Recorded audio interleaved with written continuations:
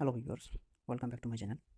एक और वोकैबलरी का session, important vocabulary the Hindu से स्टार्ट करते हैं हम। पहला वर्ड हमारा है हडल। हडल ये एक नाउन है, पार्ट ऑफ स्पीच इसका नाउन है, और इसका मीनिंग है टुगेदर और crowd together in a close mass. यानी कि एक क्लोज मैस में बहुत सारे लोगों का इकट्ठा हो जाना, एक कलेक्शन होना किसी भी चीज़ का, लोगों का, या किसी भी कोई चीज़ का, थिंग का। तो वहाँ पर हम वर्ड यूज़ करते हैं हडल। ये एक नाउन है। इसके कुछ सिनोनिम्स देख लेते हैं। थ्रॉन्ग है, क्लस्टर है, क्राइम है। इसके अलावा गैदरिंग भी कह सकते हैं, गैदरिंग, या कॉन्ग्रीगेशन भी कह सकते हैं हम। एक जब सेरेमनी होती है, कोई त्यौहार हम मना रहे होते हैं, वहाँ पर एक गैदरिंग होती है लोगों की, तो वहाँ पर हम ये भी वर्ड यूज़ कर सकते हैं, गैदरिंग और कॉन्ग्रीगेशन, जो कि हडल के सिनोनिम्स हैं। इसके कुछ एंटोनिम्स हैं। डिस्पर्स यानी कि बिखरा हुआ होना, कॉन्स्टिट्यूएंट होना। कॉन्स्टिट्यूएंट मतलब किसी एक बड़ी सी चीज़ में को बनाने में जो एक छोटा सा हिस्सा होता है, उसको हम यहाँ पर एज अपोजिट यूज़ कर सकते हैं हडल का, कॉन्स्टिट्यूएंट। और इसका एक इंडिविजुअल भी कह सकते हैं, इंडिविजुअल। और इसके अलावा कॉन्स्टिट्यूएंट मैंने आपको बताया। ठीक है, नेक्स्ट देखते हैं ग्रिम। एक एडजेक्टिव है, इसका पार्ट ऑफ स्पीच, और उसका मीनिंग है एक्सट्रीमली बैड, वरीइंग और विदाउट होप। यानी कि बहुत ही बुरा, एक चिंताजनक, और या फिर जिसकी कोई उम्मीद ना हो, बिना विदाउट होप। हिंदी में अगर हम इसके कहें तो ख़राब। हिंदी में अगर कहें ख़राब, वैसे मैंने हिंदी में सभी की मीनिंग बता दी। एक्सट्रीमली बैड बहुत ख़राब, वरीइंग चिंताजनक, विदाउट होप यानी कि बिना किसी उम्मीद के। इसके सिनोनिम्स हो जाएंगे कुछ, माइजरेबल बैड होना, बहुत बुरा होना। ड्रेडफुल भी वही एक सिम्बलाइज करता है, ड्रेडफुल बहुत बुरा होना किसी चीज़ का। अपैलिंग ये भी इसका एक सिनोनिम्स हो जाएगा। इसके अलावा जो है वो एक ब्लीक यहाँ पर यूज़ हो सकता है।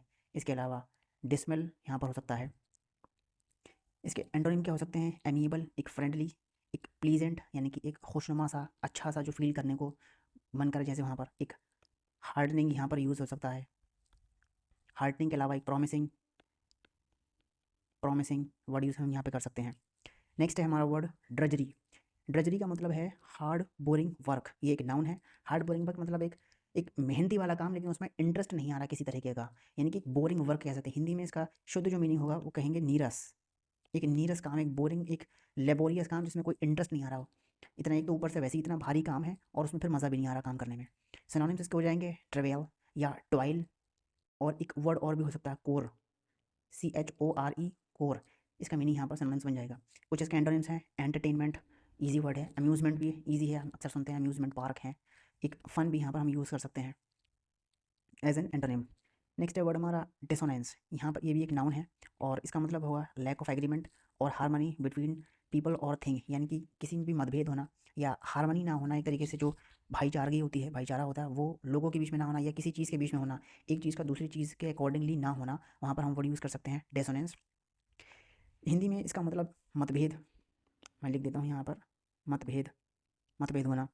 सिनोनिम्स इसके हो जाएंगे इनकॉन्ग्रुइटी, डिस्पैरिटी होना, डिफरेंस होना, एक डिस्कॉर्ड भी होना, जो कि अकॉर्ड का एक अपोजिट वर्ड है। इसके अलावा डिसेंशन होना, डिसेंशन होना। इसके एंटोनिम्स हो सकते हैं सिमिलर होना, और कोऑपरेशन होना है एक तरीके का, कॉनकॉर्ड जो हम कहते हैं, कॉनकॉर्ड, हारमनी होना, भाईचारगी एक तरीके से होना है। नेक्स्ट वर्ड है हमारा इंकलिंग। इंकलिंग का मतलब है a feeling that something is true और लाइकली टू हैपन। यानी कोई ऐसी चीज़ जिसके होने के चांसेस हों। एक हमारे अंदर एक फीलिंग आ रही है कि ऐसा कुछ होने वाला है। हिंदी में आभास, यानी किसी चीज़ का हमें आभास हो रहा है, वो अच्छी होने वाली है या बुरी होने वाली है इसका पता नहीं, लेकिन हमें एक फील आ रहा है कि ऐसा कुछ होने वाला है। सिनोनिम्स क्या होंगे इसके? हंच, क्लू, साइन, और भी हो सकते हैं, इंडिकेशन भी कह सकते हैं हम। वहाँ पर वही एज ए इंग्लिश का सिनोनिम्स यूज़ करा जा सकता है। नेक्स्ट वर्ड इसका जो एंटोनिम्स हो सकते हैं, एक सर्टेनिटी होना, रियलिटी होना, और इसके अलावा एक मिसकंसेप्शन भी कह सकते हैं, मिसकंसेप्शन होना, या इग्नोरेंस भी कह सकते हैं हम। मिसकंसेप्शन होना, इग्नोरेंस होना, ये इग्नोर कर रहे हैं हम किसी चीज़ को। ठीक है। नेक्स्ट वर्ड है हमारा स्टीड फास्ट। स्टीड फास्ट क्या है? ये एक एडजेक्टिव है और इसका पार्ट ऑफ स्पीच है staying the same for a long time, not changing और लूजिंग पर्पस।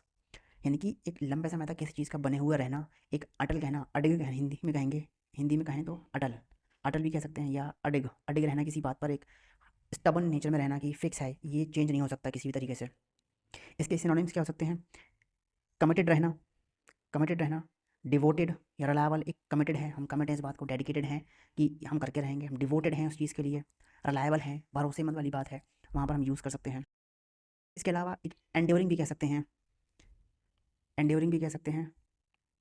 एंड्योरिंग होना, परसिस्टेंट होना, किसी बात को लेके आप परसिस्टेंट हैं, फिक्स्ड हैं एक तरीके से। एंटोनिम्स के देख लेते हैं कुछ। डिसऑनेस्ट, एक तरीके से बेईमान। डिसलॉयल, भरोसेमंद ना होना।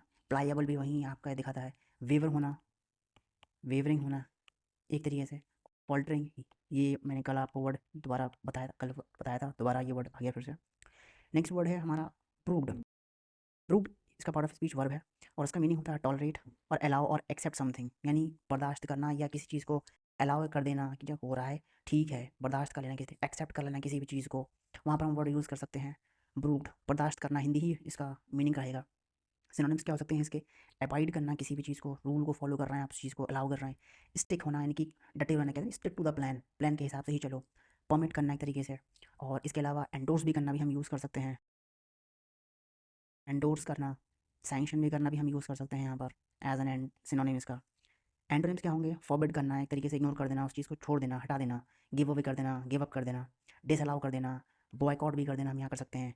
डिसअप्रूव भी कर सकते हैं हम इसे, कि हमने उसे अप्रूव ही नहीं किया, डिसअप्रूव भी कर देना, शंड कर देना। ये इसके कुछ एंटोनिम्स हो जाएंगे। नेक्स्ट वर्ड है हमारा स्टीवर्डशिप।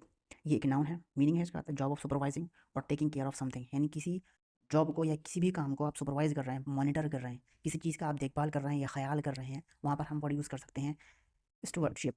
यानी हिंदी में एक तरीके से कहें मैनेजमेंट भी कह सकते हैं, और हिंदी में अगर इसे कहेंगे तो प्रबंधन। किसी भी चीज़ का आप प्रबंधन कर रहे हैं, टेक केयर कर रहे हैं, किसी चीज़ को आप सुपरवाइज कर रहे हैं, मॉनिटर कर रहे हैं, एक विजिलेंस भी कह सकते हैं करना। इसके सिनोनिम्स क्या हो सकते हैं? हैंडल करना किसी काम को आप ऑपरेट कर रहे हैं, किसी काम को एक तरीके आप कंट्रोल कर रहे हैं।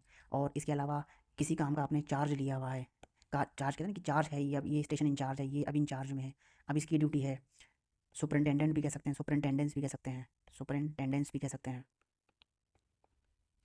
कुछ इसके एंटोनिम्स हो सकते हैं डिसऑर्गेनाइजेशन करना, ऑर्गेनाइजेशन का प्रॉपर तरीके से मैनेजमेंट ना होना, वहाँ पर डिसऑर्गेनाइजेशन का मीनिंग निकलता है। नेग्लिजियंस होना, इग्नोर कर देना किसी भी चीज़ को, ये इसके कुछ एंटोनिम्स हो सकते हैं। नेक्स्ट वर्ड है हमारा पेडेंटिक।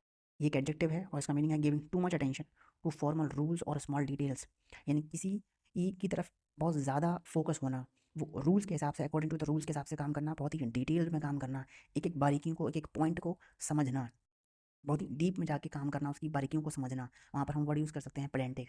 सिनोनिम्स इसके क्या हो जाएंगे? मेटिकुलस होना, स्क्रपलस होना, और पंक्चुलियस भी होना, पंक्चुलियस भी होना कह सकते हैं, पंक्चुलियस होना, या फास्टिडियस होना, फास्टिडियस होना। एंटोनिम्स क्या हो सकते हैं? स्लोपी होना काफ़ी हद तक, स्लिप शॉर्ट होना, ये इसके कुछ एंटोनिम बन जाएंगे। नेक्स्ट वर्ड है हमारा बायोड। ये एक वर्ब है, मीनिंग है supported something and made it successful, यानी किसी काम को सपोर्ट करना, एनकरेज करना और उसको सक्सेसफुल बनाना, कामयाब कर देना। ठीक है, हिंदी में एक तरीके सपोर्ट करना मतलब यानी कि संभालना कह सकते हैं यहाँ पर, संभालना, किसी काम को संभालना, वहाँ पर वर्ड यूज़ होता है बेऑर्ड। सिनोनिम्स क्या हो सकते हैं इसके? बूस्ट, किसी काम को एनहेंस करना, बूस्ट करना, अपग्रेड करना, एनकरेज करना, लिफ्ट करना, किसी काम को ऊपर की तरफ उठाना, यानी कि, और इसका मीनिंग एक बटरस्ड करना, बटर लगाना, बटरिंग लगा के मक्खन लगाना, उठाना, संभालना एक तरीके से, ये भी एक ट्रिक होती है। बोस्टर्ड होना, बोस्टर्ड होना, यह भी सिनोनिम्स हो जाए, सिनोनिम हो जाएगा। एंटोनिम्स क्या होंगे इसके? ब्रिंग डाउन, किसी चीज़ को नीचे की तरफ लेके आ जाना, डिप्रेस कर देना, किसी जब डिप्रेस कर देंगे, दबा देंगे हम किसी चीज़ को, या हम किसी चीज़ को अंडरमाइन कर रहे हैं, अंडरमाइन कर रहे हैं हम किसी चीज़ को हम इम्पेयर कर रहे हैं, ये कुछ इसके सिनोनिम्स हो जाएंगे, एंटोनिम्स हो जाएंगे, सॉरी। नेक्स्ट वर्ड है हमारा प्रिकैरिटी। ये भी एक नाउन है और मीनिंग है इसका situation in which someone's job और career is always in danger of being lost, यानी कि किसी एक ऐसी सिचुएशन का होना जिसमें किसी भी इंसान की जो है वो किसी की करियर को लेके या जॉब को लेके या किसी भी तरह की खुशी को लेके वो खतरे में है, कि कभी भी कुछ भी हो सकता है। सिचुएशन ऐसी है कि कुछ भी हो सकता है और कुछ भी बुरा हो सकता है, एक तरीके से इसे कहेंगे हम फिक्स नहीं है, अनसर्टेन है एक तरीके से। हिंदी में इसका मीनिंग होगा अनिश्चित, अनिश्चितता, इसका हिंदी में मीनिंग होगा कुछ पता नहीं है, कि कुछ भी निश्चित नहीं है, अनिश्चित है। ठीक है, सिनोनिम्स क्या हो सकते हैं इसके? इनस्टेबिलिटी होना, स्टेबल ना होना, अनस्टेबल होना एक सिचुएशन का, इनकन्सिस्टेंसी होना, यानी कोई कांस्टेंट नहीं है सिचुएशन, कुछ भी हो सकता है कि बुरा हो जाए, कभी भी कुछ भी बुरा हो जाए, कोई बुरी खबर कभी भी सुनने को मिल जाए, ऐसी चीज़ है। और इसके सिनोनिम्स क्या हो सकते हैं? एक वल्नरेबिलिटी वाली सिचुएशन होना, वल्नरेबिलिटी, और इनसिक्योरिटी होना, इनसिक्योरिटी एक सिनोनिम्स यहाँ पे यूज़ हो सकता है, इनसिक्योरिटी होना। क्या एंटोनिम हो सकते हैं इसके? सिक्योर होना, प्रोटेक्ट होना, एश्योरेंस होना किसी बात का कि ये पक्का पक्का है, ठीक है, कोई इसमें इसमें कंसिस्टेंसी है, कांस्टेंट है, फिक्स है, सर्टेन है, यहाँ पर एश्योर है, इस चीज़ इतना तो होना ही होना है। स्टेबल होना यानी कि स्टेबिलिटी, स्टेबिलिटी होना किसी चीज़ में, स्टेबल या स्टेबिलिटी भी कह सकते हैं। कुछ फ्रेजल वर्ब हैं वो देख लेते हैं। पहला है hived off, meaning broke away from और बिकेम सेपरेटेड, यानी कि किसी चीज़ से अलग हट जाना, टूट जाना, किसी चीज़ का हिस्सा अलग हो जाना, एक सेपरेट हो जाना, वहाँ पर हम यूज़ करते हैं फ्रेजल वर्ब हाइव्ड ऑफ, अलग हो जाना किसी तरह से, किसी भी चीज़ से, किसी किसी भी कहें कि एक बड़े हिस्से में से किसी छोटे हिस्से का अलग हो जाना, वहाँ पर सेपरेट हो जाना किसी भी तरीके से, वहाँ पर हम फ्रेजल वर्ब यूज़ करते हैं हाइव्ड ऑफ। अगला है call for, meaning to demand that something happen, यानी कि आप डिमांड कर रहे हैं किसी चीज़ की, कि आपने कह दिया कि मुझे इतने की ज़रूरत है, आपने अपनी डिमांड को बताया कि मुझे इतने की डिमांड है, आप अपनी डिमांड्स किसी के सामने एक्सप्रेस कर रहे हैं, वहाँ पर हम फ्रेजल वर्ब यूज़ करते हैं कॉल फॉर। नेक्स्ट है hinges on, meaning to depend on something completely. Hinges, आप अक्सर जो रैक लगाते हैं उसके नीचे हिंजेस होते हैं, तो वो हिंजेस एक किसका काम करते हैं, वो डिपेंड करते हैं, मतलब हिंजेस जो होते हैं वो किसी रैक को अपने ऊपर रखते हैं, तो नहीं वो एक तरीके से डिपेंड करते हैं रैक को अपने ऊपर, तो वहीं किसी के ऊपर डिपेंड होना, वहाँ पर हम फ्रेजल वर्ब यूज़ कर सकते हैं हिंजेस ऑन, कि ये मुझ पर डिपेंडेंट है, ये मुझ पर निर्भर है। जैसे हर कोई बच्चा जो होता है वो अपने माँ बाप के ऊपर निर्भर होता है, तो वो माँ बाप जो हैं वो उसके लिए हिंजेस का काम करते हैं।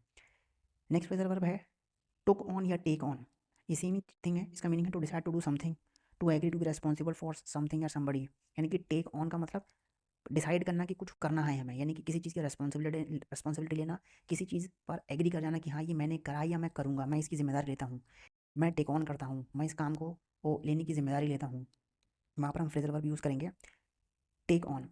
कुछ इडियम्स हैं, इनको देख लेते हैं।